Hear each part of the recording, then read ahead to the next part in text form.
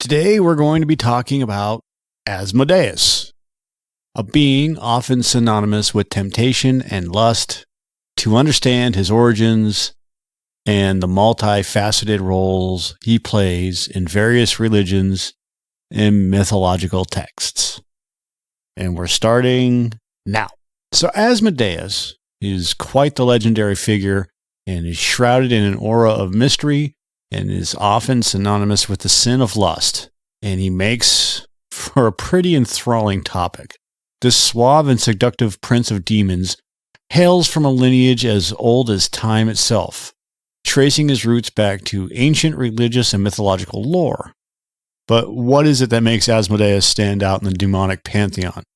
For starters, Asmodeus is not your run-of-the-mill mischief maker. In the Middle East, the cradle of civilization, Asmodeus is believed to have his roots here. He is often regarded as a powerful demon, a prince of the earthly spirits, and a creature born from the union of an elemental force and a mortal human. He is an embodiment of lust, wrath, and trickery. He's a figure prominently told in the Book of Tobit as the capturer of human souls through matrimonial sabotage, which is found in the Catholic and Orthodox Bibles. Asmodeus is seen wreaking havoc on a woman named Sarah, slaying her 7 successive husbands before they could consummate their marriage. But was it jealousy or love scorned, or was there something deeper at play?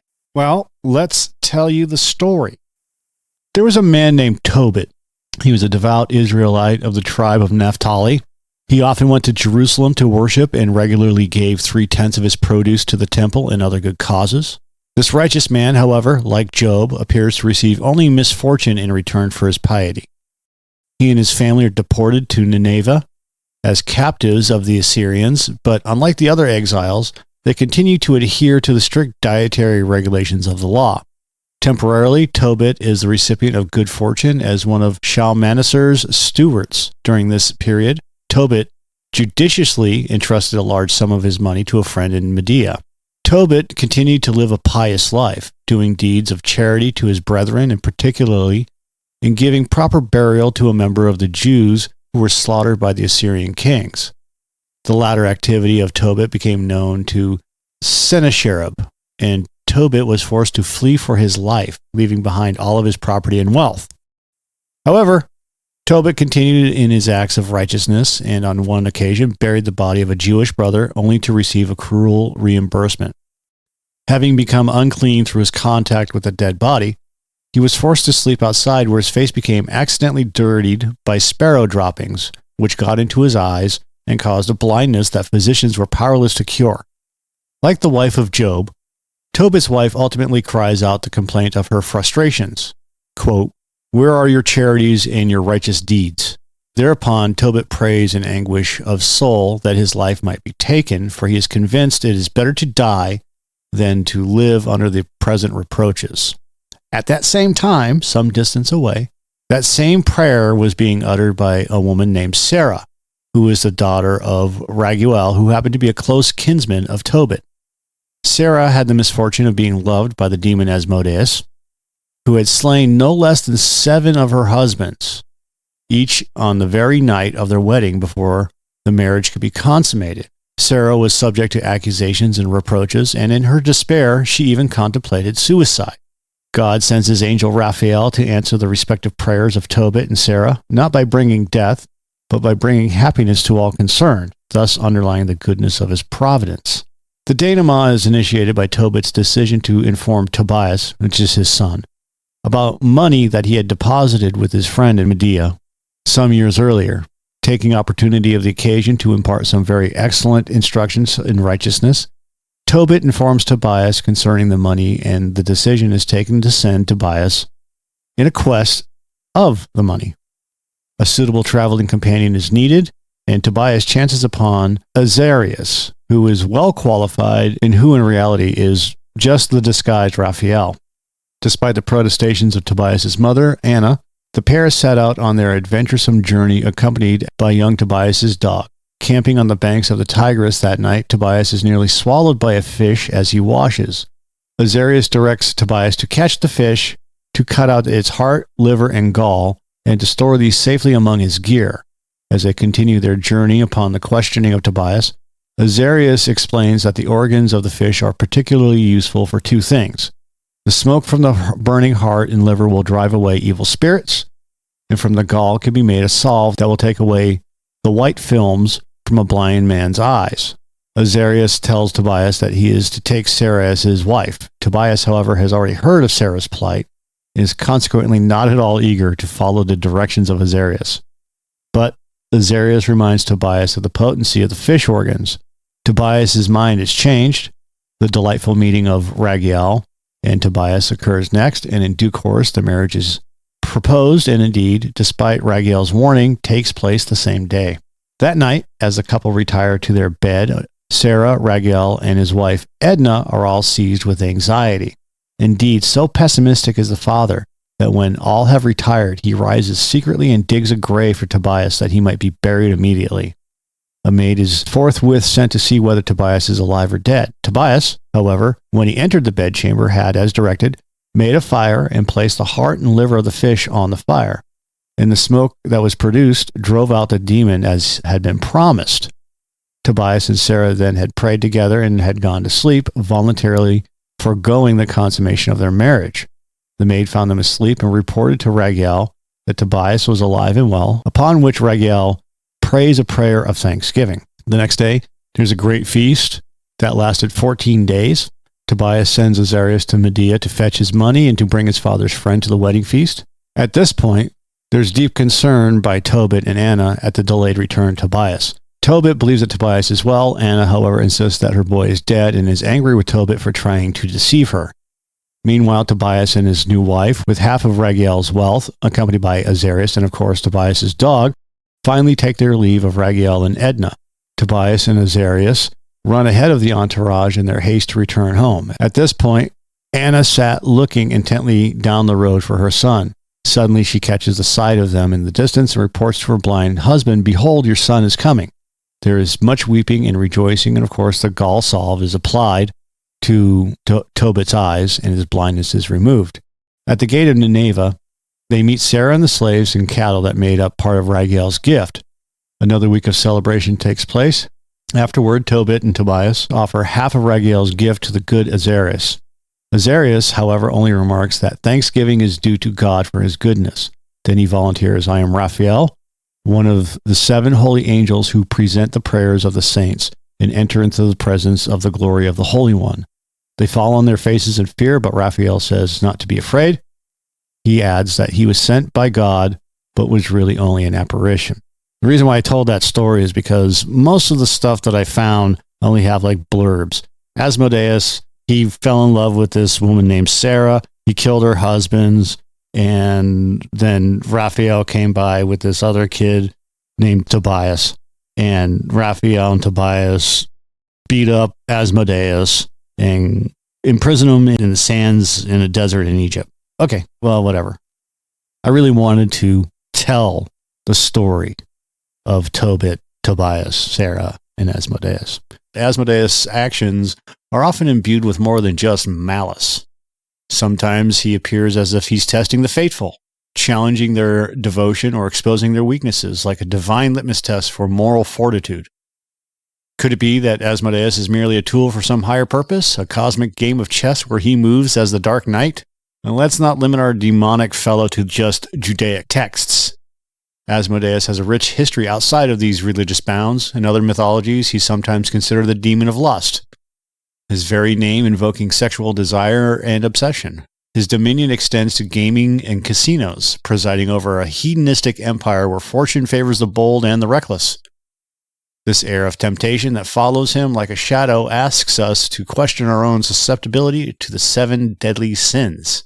Ever the shapeshifter, Asmodeus also pops up in the works of the 16th century occultist Johann Weyer, or Weyer, and is listed in the infamous Ars Goetia as one of the kings of hell. In these grimoires, he is depicted not only as a purveyor of lust, but as a creature of revenge and intelligence, providing insights into the natures and destinies of humans. His portrayal as a knowledgeable entity calls to mind the duality of wisdom and cunning. One moment a sage, the next a serpent. So really, who is Asmodeus? Is he a mere demon of envy and desire?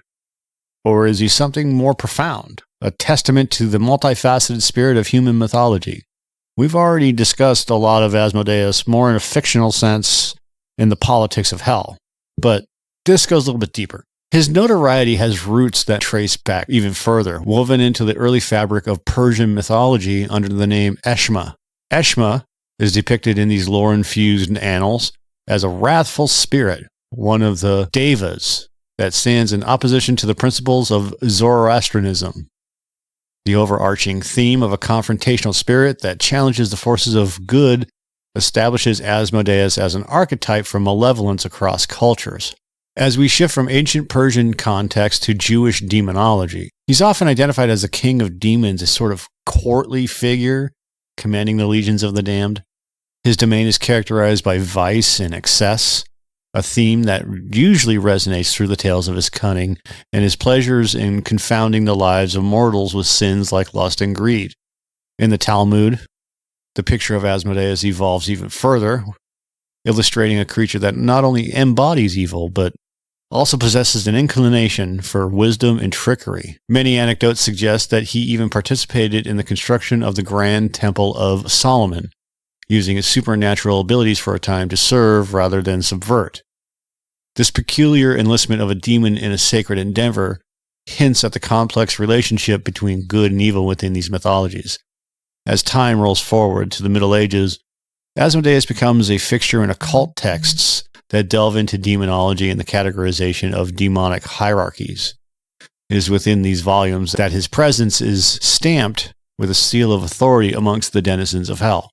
Grimoires of the period, such as the infamous Lesser Key of Solomon, codify his existence, presenting him as a Grand Duke of Hell, a purveyor of knowledge, including the arts of mathematics, astronomy, and even revealing hidden treasures. The Encyclopedia of the Infernal, solidifying Asmodeus' status in the supernatural catalog, does little to diminish the allure of his tales. He remains just out of reach of complete understanding. He's a puzzle to theologians, storytellers, and the curious alike. Each new account or artistic rendering of Asmodeus adds another layer, another shade to his already vivid palette. Despite the foreboding and often dark roles attributed to him, there is an element of resilience in the story of Asmodeus. Surviving by adapting through the millennia, this demon, this spirit, this symbol, finds ways to remain relevant and resonant. The fear and fascination he invokes serve as a testament to the enduring power of myth, a power that can bridge the expanse between different times and dissimilar cultures. As with many figures from lore, absolute certainty about Asmodeus eludes us. His legend is a cryptic scroll, partially unrolled, revealing glimpses of an enigmatic past that continue to captivate and confound. One thing, however, is very crystal clear. The tale of Asmodeus is far-reaching and deep-seated, a saga that weaves its threads through human history. Asmodeus is a name that's as old as the hills, yet never out of style, intriguing authors and readers alike for centuries. Asmodeus first makes a grand entry in ancient texts, primarily religious and mystical lore. Arguably, his most famous literary appearance lies within the pages of the Book of Tobit from the Apocrypha. He's a menacing demon thwarted by the angel Raphael. It's a story that pulsates with the themes of love, revenge, and divine intervention. All juicy topics for a drama-thirsty audience. But that was just the beginning of his elusive spirit. As literature evolves, so did his character. In the 16th century, where our not-so-friendly demon surfaces in the masterpiece The Faust, spawning daring questions about morality, knowledge, and the price of both. In the Enlightenment era, Asmodeus takes a particular turn from malevolent to comedic in Alain René Lesage's satirical novel The Devil Upon Two Sticks. Here, he's witty, he's humorous, and he gives us a bird's-eye view of the hypocrisies of society. It's as if he sheds his sinister skin, revealing the timeless potential of this character to adapt to the ethos of any given epoch. Moving forward to the Romantic period, and the inspiration of Asmodeus doesn't wane a bit. The pen of none other than the illustrious Gatti paints a vibrant tableau in Faust Part 2, which goes deeper into Asmodeus' character. He epitomizes the struggle within the human psyche, primal instincts versus noble truths. But Asmodeus is insatiable. He hungers for expressions beyond the bound book. He dances into the realm of poetry, leaving an indelible mark on the link of poets like Byron, even the dramatist Louis Leroy. courting the modern stage with a flamboyance unique to his times, couldn't resist the pull of Asmodeus for vivid depiction. And this brings us to the present day. Asmodeus is not just bound to paper and ink, but has leapt into the digital age. Modern narratives harness Asmodeus' versatile persona, transforming him into multifaceted characters in fantasy novels and graphic novels. His archetype serves as a template for villainy, or sometimes even heroism. In these modern renditions, Asmodeus sits comfortably in the pantheon of complex anti-heroes. Perhaps most intriguingly, he's even portrayed as a reflection of society's changing values and norms, challenging us to ponder the very nature of good and evil. It's evident that this Demon King has a knack for survival, changing costumes and roles as deftly as a seasoned actor. He embodies the fears and fascinations of each era, and in doing so, Asmodeus becomes more of a mere character. He's become a staple of storytelling, a cornerstone of myth, a symbol artfully woven into the fabric of literature. From a feared demon of the ancient realms to a captivating figure of modern myths, literature's enchantment with Asmodeus shows no signs of abating.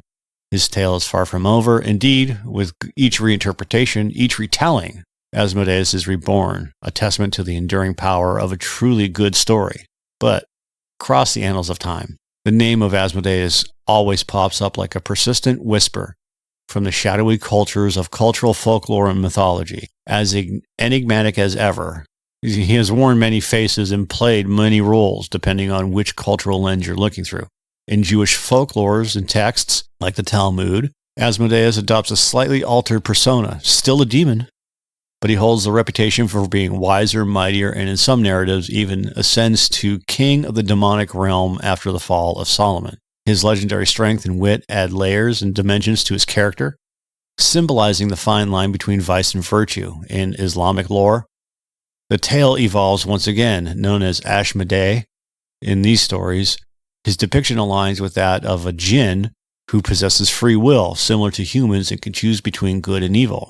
Such representations reinforce the motives of moral struggle and the consequences of succumbing to darker desires that are interwoven in Asmodeus' persona. In European demonology and occultism, Asmodeus takes up the scepter of Demon King once more. Medieval grimoires such as the Lesser Key of Solomon conscript him as one of the infernal rulers, a master of the gambling den, connoisseur of lechery.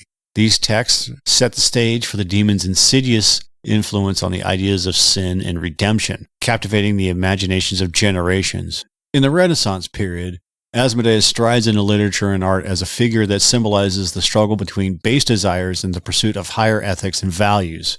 This representation spins a thread that connects to the very core of human behavioral understanding. In modern times, Asmodeus' legacy is smeared across the pages of pop culture, from novels to movies and video games. His influence is palpable, echoed in the villains and anti-heroes that beguile us. Through these depictions, he challenges the protagonist and indeed the audience to reflect on the multifaceted nature of morality and the eternal tug-of-war between good and evil. This diversity of representation speaks volumes about the human condition, our panoply of fears, desires, and the contorted moralities through the ages. The essence of Asmodeus seems to be the embodiment of challenge. He forces characters in his stories to confront their beliefs, their strengths, their fears, and their very humanity. The narrative suggests that within every culture there's room for a figure like Asmodeus. It's a character that serves as a mirror that reflects back with the complexities of their own nature. Asmodeus is a tapestry woven from the threads of human experience, fear, desire, wisdom, and mirth. Perhaps the real lesson here is that figures like Asmodeus serve as a cautionary tale and reminds everyone of the darkness that exists, not just around us, but within us. Confronting that darkness is a chance for enlightenment, understanding, and even humor. So after pondering all the tales and teachings, who is Asmodeus? Well, maybe he's as complex as those who believed in him. A versatile symbol carved out of necessity, our collective imaginations, or perhaps a deeper truth about the human condition. As we consider the narratives that have passed through time, Asmodeus stands as a testament to our endless quest to understand the unknown and ourselves.